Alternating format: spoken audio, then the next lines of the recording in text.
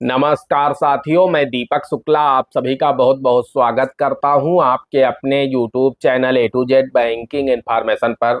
साथियों, आज के इस वीडियो में हम जानकारी देंगे कि सेविंग अकाउंट यानी बचत खाता, करेंट अकाउंट यानी चालू खाता, एफडी यानी फिक्स डिपॉजिट खाता यानी सावधि जमा खाता और आरडी यानी रिकरिंग डिपॉजिट यानी आवर्ती जमा खाता, इन खातों में क्या अंतर होता है, आपके लिए कौन सा खाता बेस्ट है, किस खाते में आपको अपने पर्सनल ट्रांजैक्शन करने चाहिए, किस खाते में कितनी लिमिट होती है, आप बचत खाते में कितना जमा और कितना निकासी कर सकते हैं एक वित्त वर्ष में, आप करेंट अकाउंट में कितना जमा और कितना निकासी कर सकते हैं एक वित्त वर्ष में, ताकि आपको इनकम टैक्स डिपार्टमेंट का नोटिस ना आए।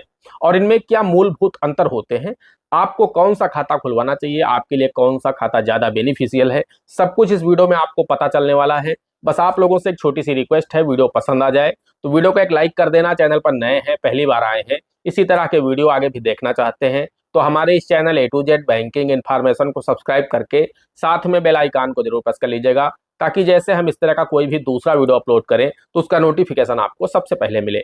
चलिए शुरू कर लेते हैं दोस्तों। हम सबसे पहले बात कर लेते हैं सेविंग अकाउंट यानी बचत खाते की। आप लोगों के पास सामान्यतः बचत खाता सभी के पास होगा। आज के समय में सभी ने बचत खाता अपना खुलवा रखा है, फिर चाहे वो जनधन खाते के रूप में हो, सैलरी अकाउंट के रूप में हो या सामान्य बचत खाते के रूप में हो। अब दोस्तों, इसमें होता क्या है कि इसमें आप दिन में एक बार ट्रांजैक्शन कर सकते हैं, चाहे आप जमा कर दीजिए चाहे आप विड्रॉल कर लीजिए।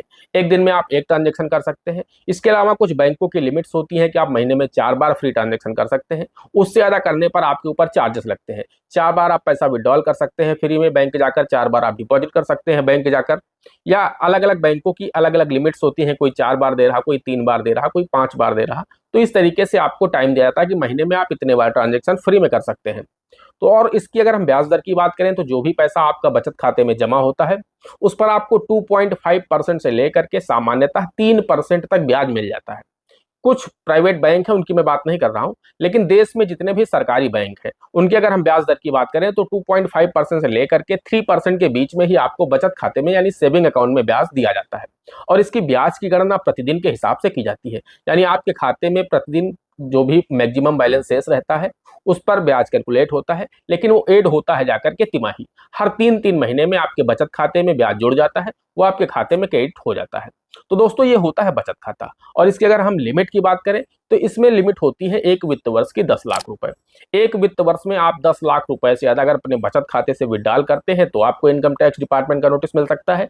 और एक वित्त वर्ष में अगर आप अपने बचत खाते में 10 लाख रुपए से ज्यादा जमा करते हैं, कैश की मैं बात कर रहा हूं, अगर आप बैंक से कैश विड्रॉल करते हैं 10 लाख से ज्यादा तो आपको नोटिस मिल सकता है। और 10 लाख से ज्यादा अगर आप कैश जमा करते हैं एक वित्त वर्ष में आप अपने सेविंग अकाउंट यानी बचत खाते में, तो भी आपको इनकम टैक्स डिपार्टमेंट का नोटिस मिल सकता है। तो ये होती है सेविंग अकाउंट की लिमिट। अब हम बात कर लेते हैं करेंट अकाउंट की। और दोस्तों, जो सेविंग अकाउंट होता है ये आपके सिर्फ और सिर्फ पर्सनल यूज के लिए होता है। इसमें आपको अपने बिजनेस का कोई भी ट्रांजेक्शन नहीं करना है।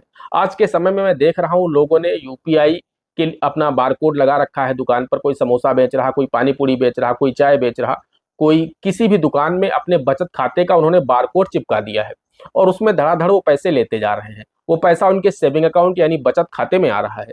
बहुत बड़ी गलती कर रहे हैं। भविष्य में अगर इनकम टैक्स डिपार्टमेंट की नजर चली गई और उसने आपको नोटिस दे दिया तो आप जवाब नहीं दे पाओगे। जितना पैसा आपके सेविंग अकाउंट में डेली आ रहा है वो आपकी इनकम मान ली जाएगी और फिर आपके ऊपर पेनल्टी इंपोज होगी। तो ये काम आप बंद कर दीजिए। बचत खाता आपके व्यक्तिगत यूज के लिए होता है, इसका नाम ही होता है सेविंग अकाउंट। आप इसमें अपनी सेविंग्स रखिए, ना कि आप यार दोस्त रिश्तेदारों के पैसे लीजिए या आप इससे बिजनेस करिए। अगर आपको बिजनेस करना है तो उसके लिए अलग अकाउंट है, वो मैं आपको आगे बताने वाला हूँ। अब हम बात करते हैं करेंट अकाउंट की। दोस्तों, जो करेंट अकाउंट है यानी चालू खाता, चालू खाते की लिमिट होती है दोस्तों 50 लाख रुपए। जैसे सेविंग अकाउंट की 10 लाख है तो करेंट अकाउंट की 50 लाख है। करेंट अकाउंट में एक वित्त वर्ष में आप 50 लाख तक कैश डिपॉजिट कर सकते हैं और 50 लाख तक आप कैश विड्रॉल कर सकते हैं। उसमें ट्रांजैक्शन दिन में आप एक ही बार कर सकते थे। इसमें आप एक दिन में कई बार जमा और कई बार निकासी कर सकते हैं। जी हाँ, करेंट अकाउंट में आप कई बार जमा भी कर सकते हैं एक ही दिन में और कई बार आप विड्रॉल भी कर सकते हैं, कोई इशू नहीं है। ब्याज की अगर हम बात करें तो करेंट अकाउंट में आपको कोई भी ब्याज नहीं दिया जाता है। जी हाँ दोस्तों, इसमें आपको ब्याज नहीं मिलता है। ये आपके बिजनेस यूज के लिए अकाउंट होता है, ये अकाउंट आपके पर्सनल यूज के लिए नहीं होता है। अगर आपका कोई बिजनेस है या आपका कोई प्रोफेशन है उसके लिए आप करेंट अकाउंट ओपन करवा लीजिए और उसमें से आप ट्रांजेक्शन करिए, तो कोई इशू नहीं है। अगर आप सेविंग अकाउंट यूज करते हैं तो फिर दिक्कत है। आप चाहे बिजनेस में यूज कर रहे हैं, किसी प्रोफेशन में यूज कर रहे हैं सेविंग अकाउंट का, तो दिक्कत है। लेकिन करेंट अकाउंट में आप बिजनेस का पैसा ले सकते हैं, बिजनेस के लिए ही मूल रूप से करेंट अकाउंट को बनाया गया है। तो ये दो अंतर होते हैं करेंट और सेविंग अकाउंट में। अब हम बात कर लेते हैं फिक्स डिपॉजिट अकाउंट की। हाँ, यहाँ पर एक चीज आपको ध्यान रखनी है करेंट अकाउंट में कि जो 50 लाख रुपए की लिमिट है एक वित्त वर्ष की, अगर इससे ज्यादा अगर आप कैश डिपॉजिट करते हैं या फिर कैश विड्रॉल करते हैं तो भी आपको इनकम टैक्स डिपार्टमेंट का नोटिस मिल सकता है और आपके ऊपर पेनल्टी इंपोज हो सकती है। अब हम बात कर लेते हैं फिक्स डिपॉजिट अकाउंट की कि आखिर इसमें और आरडी अकाउंट में क्या अंतर होता है, इसकी लिमिट क्या रखी गई है। तो दोस्तों हम आपको बताना चाहते हैं जो फिक्स डिपॉजिट अकाउंट होता है यानी जो सावधि जमा खाता होता है, इसमें आप क्या करते हैं कि एक निश्चित अमाउंट, मान लीजिए 5 लाख रुपए, आप एक निश्चित समय के लिए, मान लीजिए 5 साल के लिए आप पैसा फिक्स कर देते हैं बैंक में जाकर के। अब इसकी अगर हम ब्याज दर की बात करें तो आज के समय में 6 से 8% के बीच में आपको लगभग सभी सरकारी बैंक ब्याज दे रहे हैं। कोई 6 है, कोई 6.5 है, कोई 7 है, कोई 7.5, कोई 7.25, कोई 8%। तो आपको सामान्यतः आज की डेट की अगर हम बात करें तो 6 से 8% के बीच में ठीक ठाक ब्याज मिल जाता है और ये पैसा आपका पूरी तरह से बैंक में सुरक्षित होता है। इसमें आप चाहे तो ब्याज मंथली ले सकते हैं, क्वार्टरली ले सकते हैं या फिर आप चाहे तो पूरा ब्याज मैच्योरिटी के साथ भी ले सकते हैं। जी हाँ, इसमें आपको कई ऑप्शन मिल जाते हैं और आप चाहे तो इसमें ऑटो रिन्यू भी लगवा सकते हैं कि जब आपकी एफडी 5 साल पूरी हो जाए तो फिर मूलधन और अमाउंट दोनों मिलकर के, मूलधन और इंटरेस्ट दोनों मिलकर के आगे 5 साल के लिए बढ़ सकते हैं। या फिर आप चाहे तो ये भी कर सकते हैं कि सिर्फ और सिर्फ मेरा मूलधन आगे बढ़ जाए, जो भी उसका ब्याज बने वो मुझे वापस मिल जाए। तो ये सारी प्रक्रिया आपको जो एफडी अकाउंट होता है उसमें मिल जाता है। एक आप निश्चित अमाउंट एक निश्चित समय के लिए फिक्स करते हैं और उसके बाद अगर आपको बीच में जरूरत पड़ जाती है, अगर आपने बैंक में एफडी कर रखी है, मान लीजिए आज आपने एफडी की 5 साल के लिए और अगर आपको कल जरूरत पड़ जाती है तो कल ही आपको पैसा मिल जाएगा। जी हाँ, इसमें यह नहीं होता है कि एक लॉकिंग पीरियड हो, आपकी एफडी लॉक नहीं की जाती है। आप जब चाहें आप पैसे निकाल सकते हैं, अपने एफडी को तोड़ सकते हैं। हाँ, उसका जो ब्याज बनेगा उसमें कुछ आपको चार्जेस देने होते हैं, तो एफडी तोड़ेंगे तो उसमें आपका कुछ चार्ज लग जाएगा, लेकिन मूलधन में नहीं लगेगा, वो इंटरेस्ट में ही लगेगा। तो ये होता है फिक्स डिपॉजिट अकाउंट। अब हम बात कर लेते हैं आरडी अकाउंट की, यानी जो रिकरिंग डिपॉजिट यानी जो आरडी यानी आवर्ती जमा खाता। दोस्तों जो आवर्ती जमा खाता होता है इसमें क्या होता है, आप एक निश्चित अमाउंट, मान लीजिए 5,000 रुपए, एक निश्चित अमाउंट आप एक निश्चित समय तक जमा करते हैं। जैसे कि आपने मान लीजिए बैंक से कहा कि हमारी 5,000 रुपए की आरडी खोल दीजिए, हम 5 सालों तक 5,000 रुपए जमा करेंगे। तो ये होता है आरडी खाता। इसमें आपको एकमुश्त पैसा नहीं जमा करना है। जैसे एफडी में आपको इकट्ठे 5 लाख जमा करना था, फिर आपको बार बार नहीं जमा करना है, लेकिन आरडी में आपको हर महीने जमा करना है 5,000 रुपए या 2,000 या 1,000 या 500 या 200, मिनिमम आप 200 रुपए से भी या 100 रुपए से भी आप आरडी खाता खुलवा सकते हैं। तो मान लीजिए आप 5,000 रुपए की आरडी चला रहे हैं और ये आप 1 साल, 2 साल, 6 माह, 5 साल, 3 साल, 8 साल, इस तरह से आप 10 साल तक के लिए अपनी आरडी खाता खुलवा सकते हैं। तो ये पैसा आपका, और अगर हम इसकी ब्याज दर की बात करें तो इसमें भी आपको 6 से 8% के बीच में ब्याज मिल जाता है, यानी लगभग एफडी अकाउंट के बराबर ही इसमें भी ब्याज होता है।